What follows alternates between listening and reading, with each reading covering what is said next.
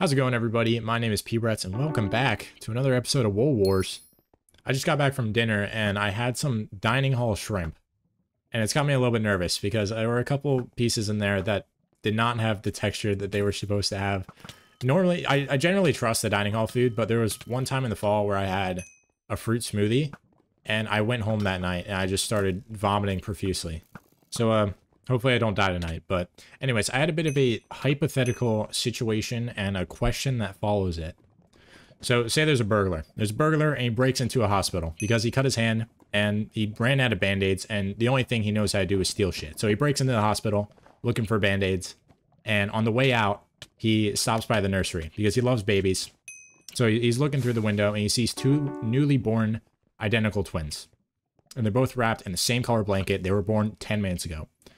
And there's nobody around. And this burglar has a bit of a sense of humor. So he enters the nursery and he switches the cribs that the babies are in. And he's just curious if anyone's even going to notice. So the question is, did he just switch the entire course of their lives? Like, are they going to live out each other's lives given that they're identical? They were just born, they've got no experience in the world yet, and they just switch positions. Because since they're identical, then in theory, if they just switch positions, then everything would play out the same way. I have no idea how I thought of this, but I thought it was a really interesting question because it has to do with the nature versus nurture theme, which I've always found really interesting because I'm curious how much of me is just my genetics versus the experiences I've had.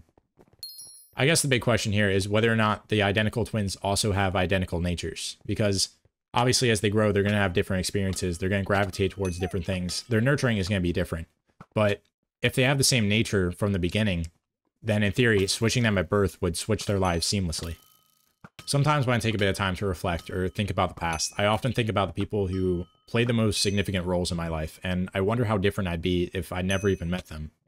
Back home, I had a phenomenal club coach. I trained under him for 4 years, which were probably the 4 most significant developmental years of anyone's life. I met him when I was 14, and I trained with him until I was 18 and went off to college. He became a father figure for me and taught me a lot about myself, and I'm pretty damn sure I wouldn't be in nearly as good of a spot as I am if it weren't for him.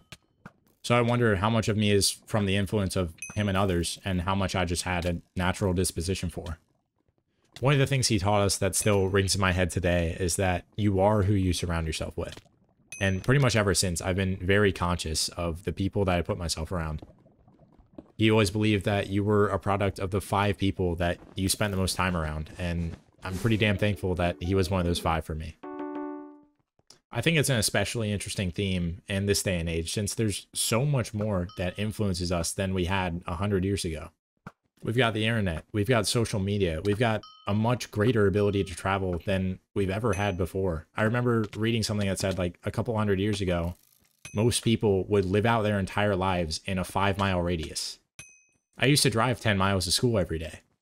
Now, one of those top 5 influences in your life could be some random dude on the internet that you find entertaining that you've never even met.